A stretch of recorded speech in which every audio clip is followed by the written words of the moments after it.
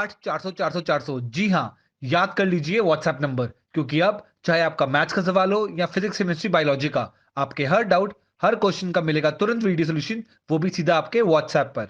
बस अपने फोन में डाउटनेट का 8 400 400 400 व्हाट्सएप नंबर सेव कर लीजिए और चैट ओपन कीजिए। फिर जो भी आपका डाउट है उस सवाल की आपको बस फोटो खींचनी है, उसे क्रॉप करना है और 5 सेकंड में आपको उसका वीडियो सोल्यूशन मिल जाएगा। क्लास 6 से 12 IIT JEE, NEET, CBSE boards और सभी स्टेट बोर्ड्स के बच्चों के लिए।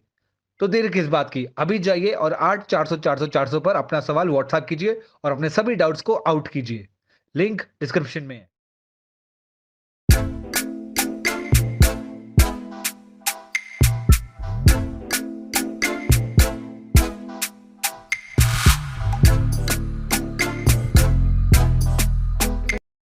नमस्कार विद्यार्थियों, कैसे हैं आप। आइए हमारे इस YouTube channel online classes by S L Jat पर आपका स्वागत है।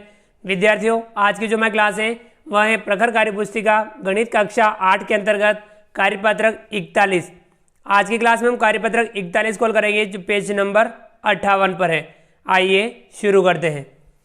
कार्यपत्रक 41, इसमें दक्षता है त्रिभुज के कोण तथा भुजाओं की माप के आधार पर वर्गीकृत कर सकेंगे तथा कोण संबंधी समस्या हल कर सकेंगे। तो विद्यार्थियों, आज की क्लास में हम त्रिभुज के कोण तथा भुजाओं की माप के आधार पर त्रिभुजों के वर्गीकरण को सीखेंगे, समझेंगे, अभ्यास करेंगे तथा कोण संबंधी समस्याओं को भी हम हल करेंगे। ठीक है विद्यार्थियों। तो विद्यार्थियों, पहला जो सवाल है, नीचे दिए गए प्रश्नों के आधार पर x का मान ज्ञात कीजिए। ये जो प्रश्न दे रखे हैं उसके आधार पर हमें x का मान ज्ञात करना है। तो विद्यार्थियों, त्रिभुज 3 भुजाओं से बनी हुई बंद आकृति होती है। तो विद्यार्थियों, इसमें 3 कोण होते हैं और अंदर के तीनों कोणों का योग 180 डिग्री होता है। कितना होता है? 180 डिग्री होता है। पहला है, इसमें देखिए x x x यानी तीनों कोण हैं वो तीनों बराबर माप के। x x x कितने x हो गए? 3x। तो विद्यार्थियों, 3x का माप क्या होगा?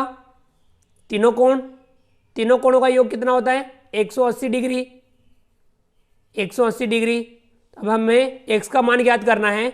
x बराबर 180 डिग्री में भाग इसका देंगे हम 3 का। 3 छंग 18 6 यानी कितना आ रहा है? 60 डिग्री। x का मान यह कितना आ रहा है? 60 डिग्री। ये 60 डिग्री के तीनों कोण होंगे। अगला है दूसरा, ये देखिए 50 डिग्री और ये 70 डिग्री और ये किसी एक भुजा को आगे बढ़ाने पर बनने वाला बाह्य कोण। तो विद्यार्थियों, ये है x। तो ये ध्यान रखना है कि यदि हम त्रिभुज की किसी एक भुजा को आगे बढ़ाते हैं तो ये जो बाह्य कोण बनता है वो उसके सामने वाले दोनों कोण के योग के बराबर होता है। तो इस x का मान क्या होगा? इन दोनों की जोड़, यानी यहाँ x बराबर 50 डिग्री प्लस 70 डिग्री, दोनों को जोड़ देंगे। 50 और 70 कितने हो जाएंगे? 120 डिग्री। तो हम यहाँ लिखेंगे x का मान यहाँ आएगा 120 डिग्री। ठीक है विद्यार्थियों। अगला है तीसरा, x और ये है 2x और ये है, इस प्रकार का जो चिन्ह होता है वह 90 डिग्री का कोण होता है। तो विद्यार्थियों, त्रिभुज के 3 कोण होते हैं। एक कोण हो गया 90 डिग्री, तो बाकी के जो दोनों कोण है इनका योग भी होगा 90 डिग्री, यानी x प्लस 2x बराबर ये दोनों मिलके कितने होंगे? 90 डिग्री। x और 2x कितने हो जाएंगे? 3x। 3x का मान कितना होगा? 90 डिग्री। क्यों विद्यार्थियों? क्योंकि ये 90 डिग्री है तो बाकी के जो दोनों कोण है ये भी 90 डिग्री के होंगे। अब यहाँ x का मान क्या होगा? 90 डिग्री में हम भाग देंगे 3 का। 3 तिया 9 यानी 30 डिग्री। x का मान कितना आया यहाँ पे? 30 डिग्री। विद्यार्थियों, अगला जो सवाल है चौथा, ये है 50 डिग्री, ये है x और ये 110 डिग्री। तो विद्यार्थियों, एक भुजा को आगे बढ़ाने पर बनने वाला बाह्य कोण सामने वाले दोनों कोण के योग के बराबर होता है।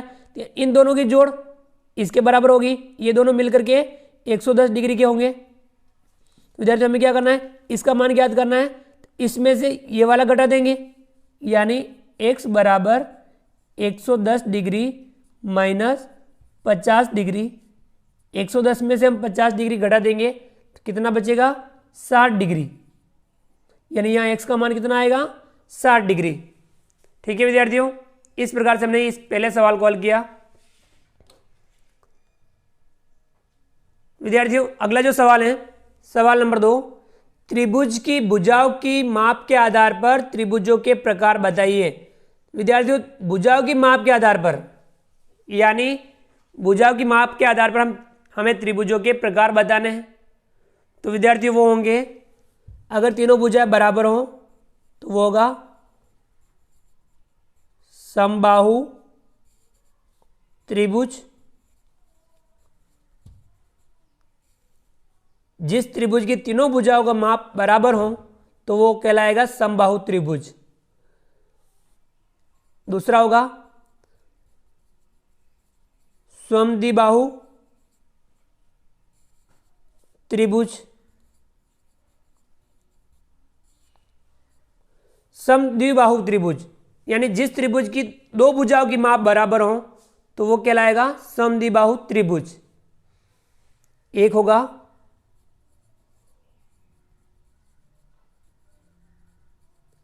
विषमबाहु त्रिभुज, यानी जिस त्रिभुज की तीनों भुजाओं की माप अलग अलग हो तो वो कहलाएगा विषमबाहु त्रिभुज। ठीक है विद्यार्थियों, तो भुजाओं की माप के आधार पर समबाहु त्रिभुज, समद्विबाहु त्रिभुज और विषमबाहु त्रिभुज। चलिए विद्यार्थियों आगे बढ़ते हैं।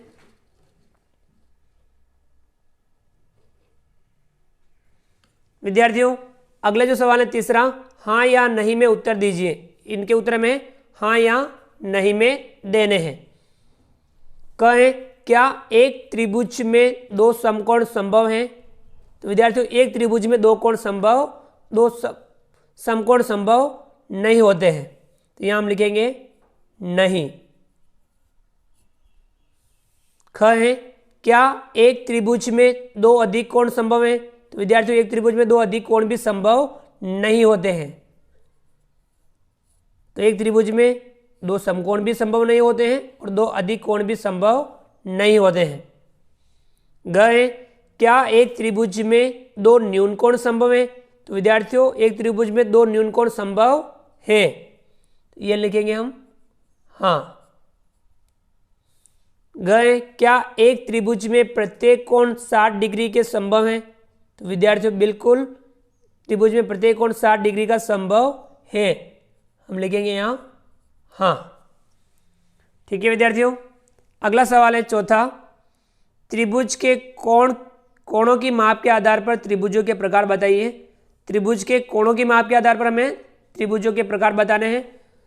तो विद्यार्थियों इसमें होते हैं न्यून कोण त्रिभुज। जिस त्रिभुज में तीनों ही कोण न्यून कोण हो वह न्यून कोण त्रिभुज कहलाएगा। एक होता है समकोण त्रिभुज। जिस त्रिभुज में एक कोण समकोण होता है, एक कोण विद्यार्थियों जिस त्रिभुज में एक कोण समकोण होता है वह समकोण त्रिभुज कहलाता है। एक होता है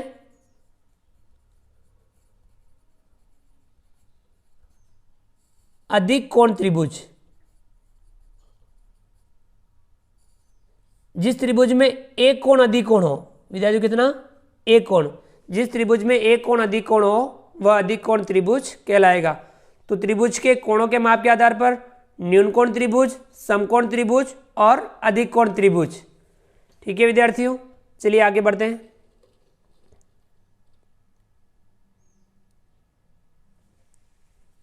विद्यार्थियों अगला जो सवाल है सवाल नंबर 5, एक त्रिभुज की दो भुजाओं की माप 10 सेमी तथा 14 सेमी है, तो तीसरी भुजा की माप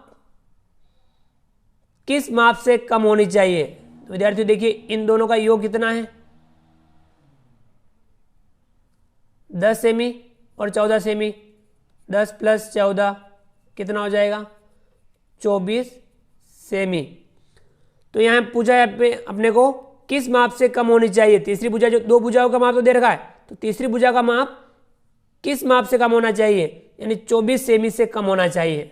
यानी दोनों भुजाओं के योग से कम होना चाहिए, यानी 24 सेमी से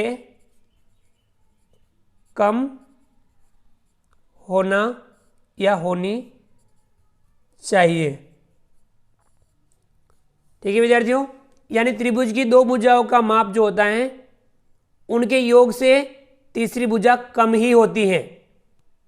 ठीक है विद्यार्थियों, दूसरा इसमें किस माप से अधिक होनी चाहिए, यानी किस माप से अधिक होगी, इन दोनों का जो अंतर है 14 - 10 बराबर 4 सेमी।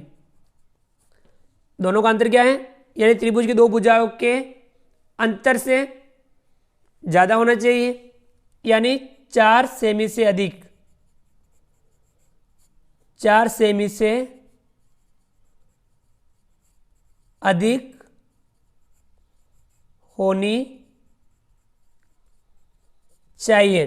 ठीक है विद्यार्थियों, कि इन दोनों का जो अंतर है वो 4 सेमी है, तो तीसरी भुजा जो है वो 4 सेमी से बड़ी होगी।